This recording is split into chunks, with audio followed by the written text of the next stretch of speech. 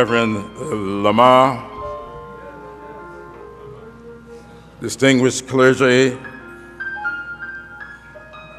officers, members, and friends of Metropolitan AME, it's a real pleasure for me to be here with you today. I want to begin by thanking my homeboy, Brother Robinson, and my constituent, Larry Drayton,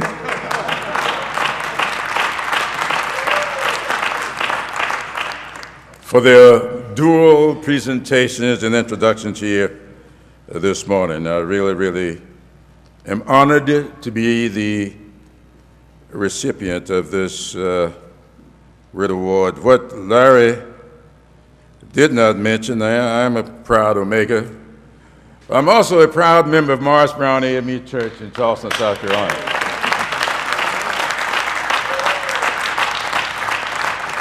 And although I spent some time a few weeks ago with my pastor, Charles Watson, and my bishop, Bishop Norris, I cannot say I'm bringing you greetings from Morris Brown AME this morning. I haven't been there in a while. Every weekend I'm somewhere, and usually it is not the full weekend in South Carolina, so I can't say that I've been there, but I send my money. Gene will tell you that that's very important. Gene, thank you for your long friendship. Therefore, thank you. You know, those of you who look in on C-SPAN and watch all of our proceedings, you know that we often refer to each other as my good friend, when most times we don't mean it. But when I call your bishop and your supervisor my good friends, I really do mean it.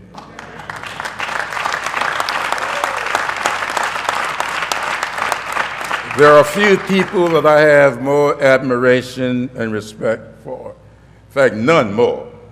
Few that I have as much as I have for Bishop DeVore.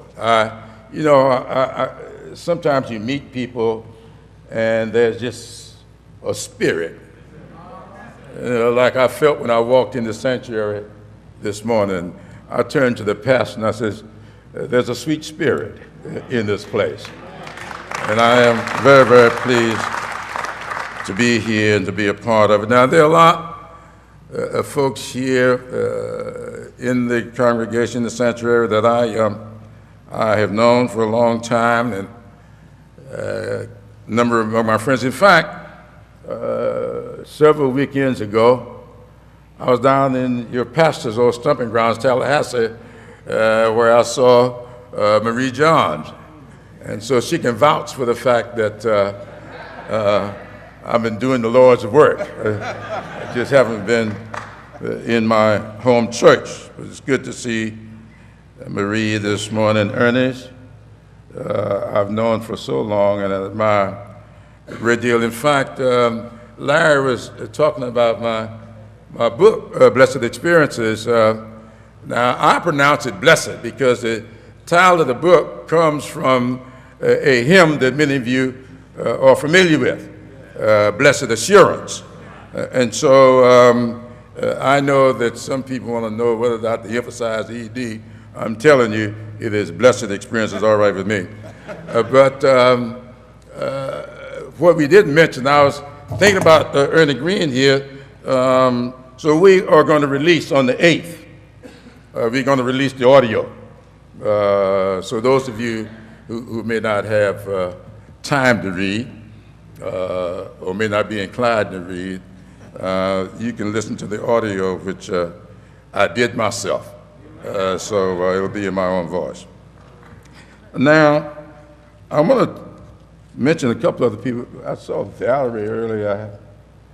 I hadn't seen her in church. She must have showed her face in the office, and I hope my longtime friend, whose mother I saw in Greenwood not long ago, it was good to see her here today. I want to talk to you a little bit today about your theme.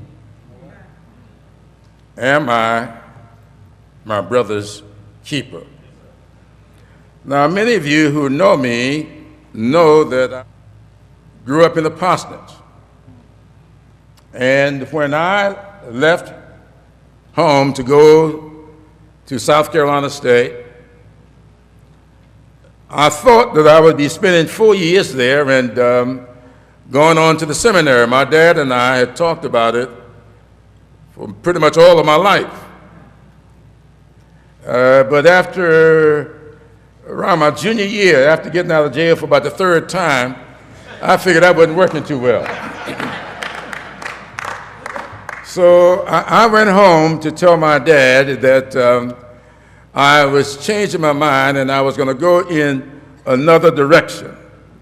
I thought my dad would be disappointed, and maybe he was, but he didn't show it. He simply said to me, "Well, son," he said, "I suspect the world would much rather see a sermon than to hear one." I took that as sort of a mantra to live by. I felt from that discussion that my lot in life was to make sure that in all that I do, that the world will see a good, productive sermon. Now, when I listened to Dr. DeVoe tell her joke this morning, I thought about one my dad, the preacher, told me, and as I listened to the introduction of working your way through a theme and whether or not to even have this program, and then to find a speaker, I thought about the story my dad told me once when I was kind of boasting about something. My dad called me over to him and says, "Son, I want to share a little story with you." He said, one time there was a minister who had been called to a church that had great difficulty holding on to a pastor. No matter who went to that church, within a few months, weeks or months, it would be gone. And after so many years, a pastor showed up who after 3 weeks was still there, 6 months was still there. After a year, he was still there. And he began to feel very proud of himself. And they went up to one of the sisters in the church and says, "Now, sister, you got to tell me something. You got to tell me, why have I been so successful? Everybody knows that before I came here, you all had great difficulty holding on to the pastor. No matter who came here, you couldn't keep him. And I've been here for a whole year, and everything seemed to be going so well. Tell me, what is the secret to my success?" The sister looked at us and said, "Well, preacher, it's a little bit like this.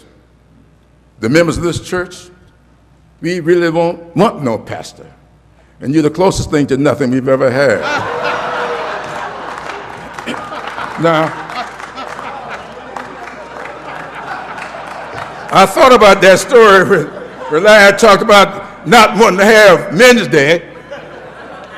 Maybe y'all didn't want no speaker.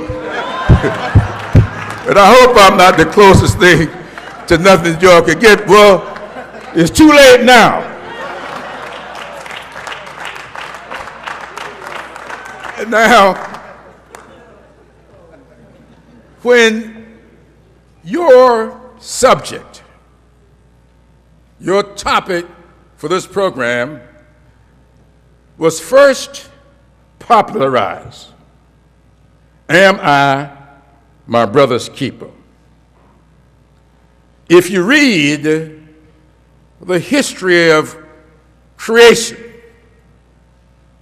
you'll know that that question was first proffered as a callous remark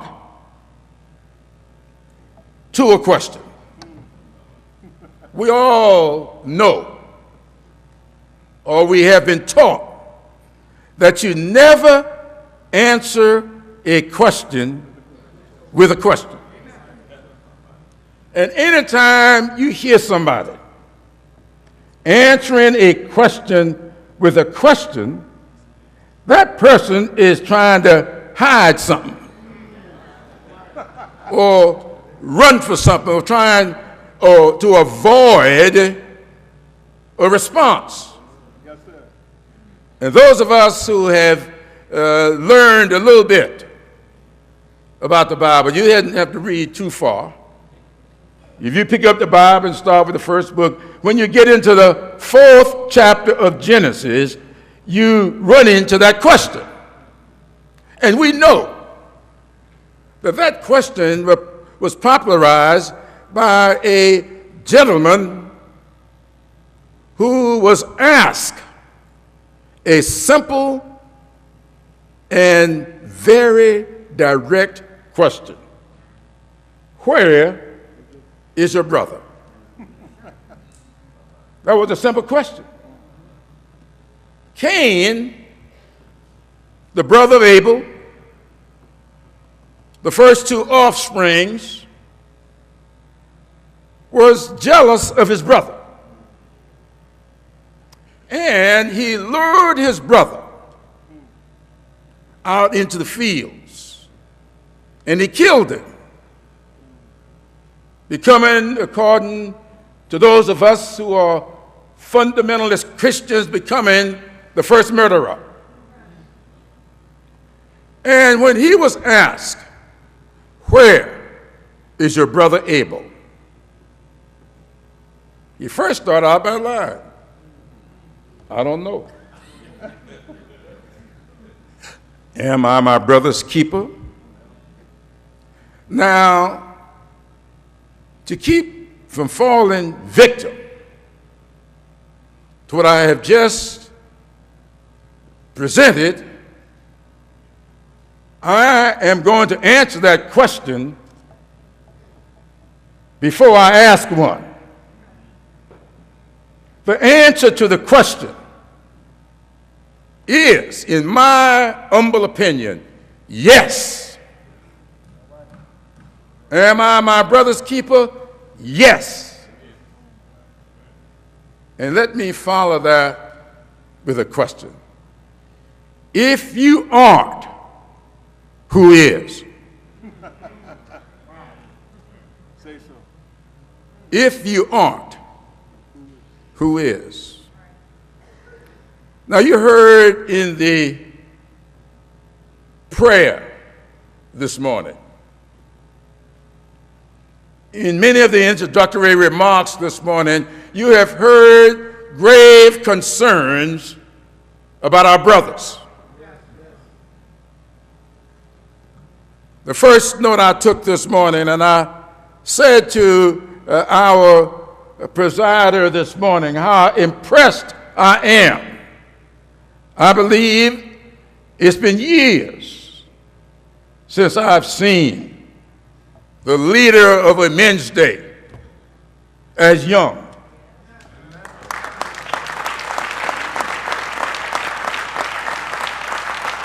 And I told him so, and I told him, it says to me that the men of Metropolitan are beyond honorary. They are blending the old with the new. They are trying to get experiences and energy coinciding with each other. Yes, sir. It's biblical. I call the young man because he's strong and the old man because he knows the way. And I come this morning to thank you for having these young people participate as you've had them participate, because we are our brother's keepers. It's biblical. Proverbs teaches us, train up the child in the way it should go, and when it is older, it will not depart from it. I said to his mother, you must be very proud. His grandmother, I know she's proud because she's from Orangeburg, South Carolina. So I want you to know he told y'all he came here from New Jersey, but the boy's roots are in South Carolina. There got to be some good in it. But I want to answer this question for you this morning in a little more detail.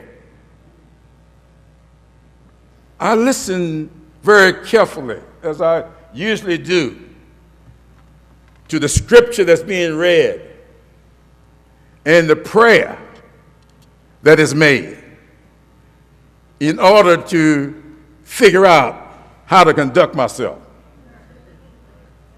You know, my dad used to tell us often on Sunday mornings now, I am without prepared text this morning, and I'll be waiting on the Spirit to move. And a lot of those Sunday mornings after an hour and a half, you'll still be up there waiting on the Spirit to move. I'm without prepared text this morning, but I assure you that I'm going to see some kickoff this afternoon, so you ain't have to worry about that. But I was listening very carefully to the prayer. And I thought, as the prayer was being delivered, I thought about the Epistle of James, which is my favorite book of the Bible. Not so much because of my name, that would be okay too, but it's such a short book of the Bible. All 5 chapters you can read in one sitting and think you've done something. So I thought about that epistle this morning.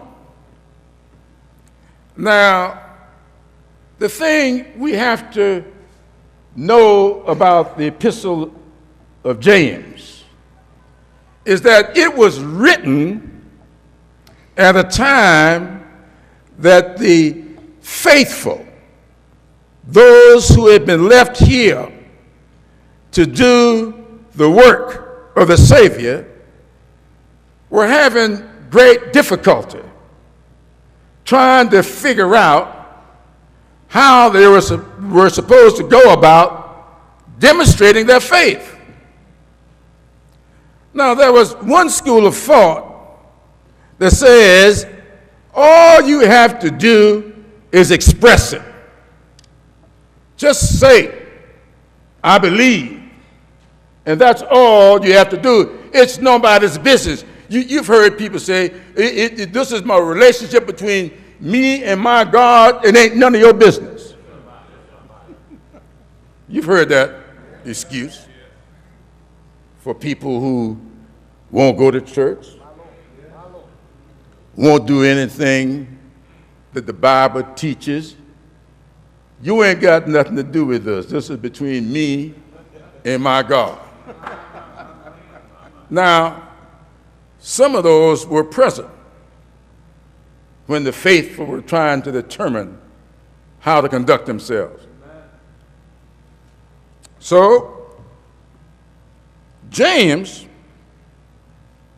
who was reputed to be Jesus' brother, had some feelings about that. Now, you've got to look at a little bit of history here, as what wasn't mentioned this morning. I'm a history teacher. That's basically what I am. This political stuff I love, but I'm at heart a history teacher. Now, the history of the Epistle of James is that it was written somewhere around 44 AD, which means 44 years after Christ had ascended. This discussion broke out, and James sat down to write his epistle. James wrote his epistle because he disagreed with the notion that all you had to do was express it. James wrote, if your brother or sister comes to you hungry and naked, it's not enough to tell them to go in faith. You feed them and you clothe them, because faith without works is dead. That's what James taught us. And so if you ask the question, am I my brother's keeper? My question to you is simply, is your brother hungry?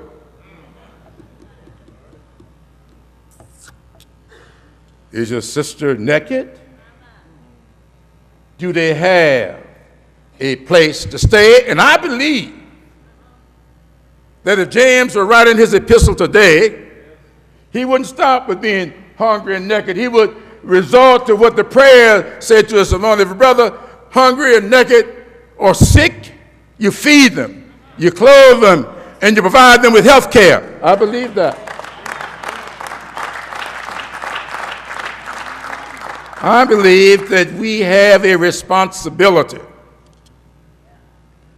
to our young men and women to ensure that the church does its work. To ensure, my brothers, that the fraternities do their work.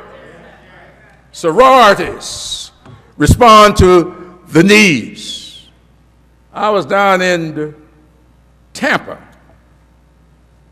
last weekend. No, it was Miami last weekend. Tampa the weekend before. And it occurred to me, I was told, I don't know this, but I was told by two of my fraternity brothers that the most recent episode Heisman Trophy winner, Jameis, you all saw him performing yesterday, some of you, that he made national news for an incident on top of a table in the student union, saying something very derogatory about women or singing a song. Now, I was told that that was part of a deed that he was instructed to do by one of his big brothers. Now, it's kind of interesting. I said to my fraternity brothers, as you know, a few weeks ago, I had a visitor in my office. It was a young man who showed up unannounced and said he needed to see me because he needed to get my signature on something. When the receptionist came back and asked me, could she bring him back, I says, well, bring him back. I don't know what am I supposed to sign. Well, it turned out that he was pledging in the fraternity. And he was instructed to get the signature of some of the members. And he wanted to get my signature on in his little book. I said, now, you're not responsible for this, so I'm going to sign it. But when I go to fraternity meeting, I'm going to have a little discussion. We just seen that there are 600,000 African Americans in the state of Georgia eligible to vote but not registered. There are 180,000 African Americans in the state of South Carolina eligible to vote but not registered. So I said to my fraternity brothers, it seems to me that we will be building character. We will be doing some good if we had our pledges walking the streets, signing people up to vote, rather than asking me to sign a signature. That, to me, is demonstrative of what the days call for. We need to take stock. As a church, as fraternities, as sororities, take stock of where we are. I believe in the First Amendment. And yeah, people ought to be able to march, demonstrate any time or day that they want to. That's a constitutional guarantee. But it seems to me that if you march to the polls by noon on election day, you don't have to worry about marching at midnight any other time of the year. It just seems to me. So that is something the church needs to look into. I remember when my dad stood before his congregation one Sunday, and one of the ladies stood up to testify. And she said, I've been down so long, getting up don't cross my mind. My daddy went to the podium and he said, those words should never be uttered in here again. I don't care how long you've been down, getting up must always be on your mind. We are experiencing retrogression today. We have been here before. And the last time we were here, it was the black church that delivered us. And I believe today it's going to take the black church doing what it should be doing to deliver us. We can overcome this. It can be tea party, coffee clutches, anything it is. We can overcome this if we do what we know to do. And so I come this morning to tell you that I believe that a better day is coming, but only if we do what we're supposed to do. Now, I'm going to close with this. And I share this story from my book because it has turned out to be the most popular part of the book, according to most ministers who have read it. In fact, several ministers have told me they have preached from this part of the book. And I want to share this with you because I think it is important as we launch upon a new day, but not a day we have not seen before.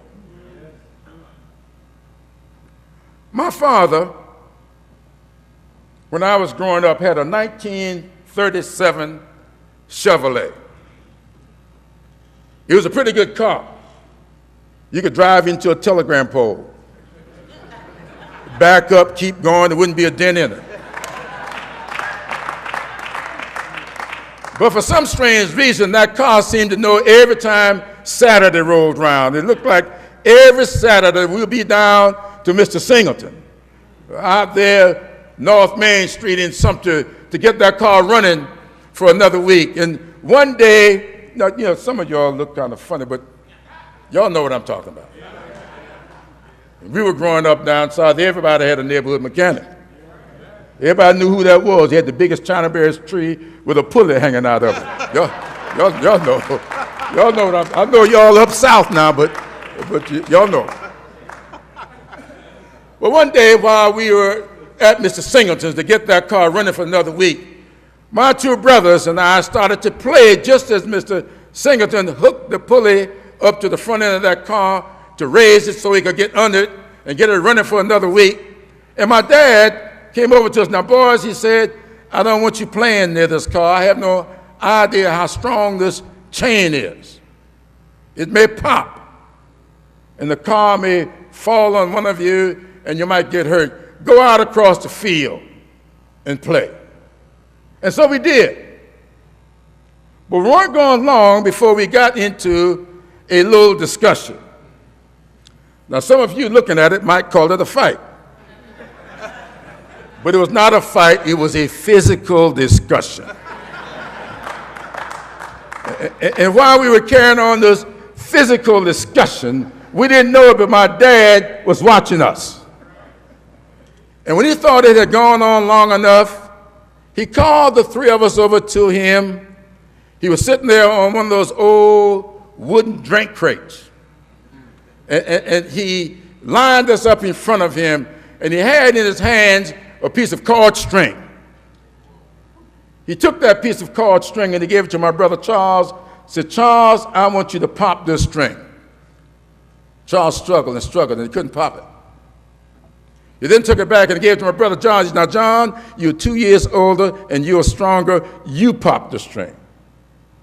John struggled and struggled, and he couldn't pop it. He then took it back and he gave it to me. He said, now, James, you're the oldest. You're the strongest.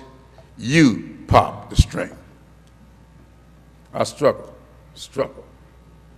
and I couldn't pop it. He then took it back, and he put that piece of cord string in the palms of his hands, and he began to rub his hands together. And of course, the more he rubbed, the more friction he created. And the more friction he created, the more unraveled that cord string became. And it was not long before that cord string was in 3 pieces. He gave one to Charles, one to John, and one to me. He said, now, sons, pop the strings. And with very little effort, all 3 of us popped the strings. He said, now, I want this to be a lesson to you. For as long as you live, don't you let the little disagreements that crop up among you cause so much friction until it separates you. Because if you do, the world will pop you apart and you may never know why. I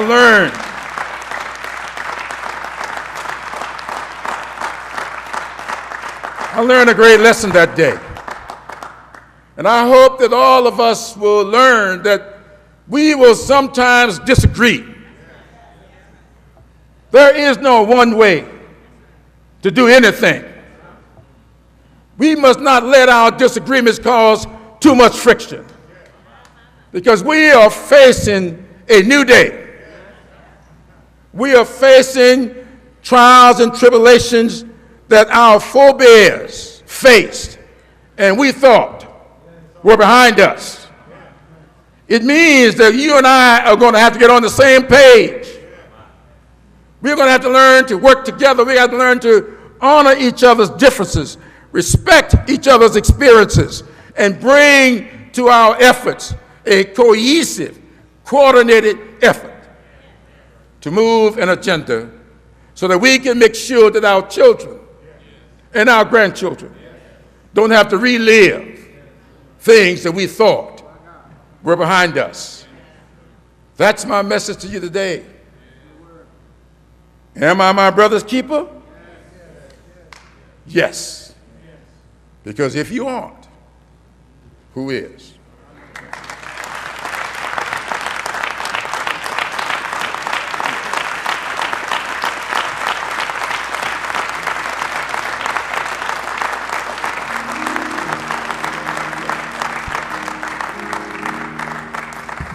I invite you all to stand.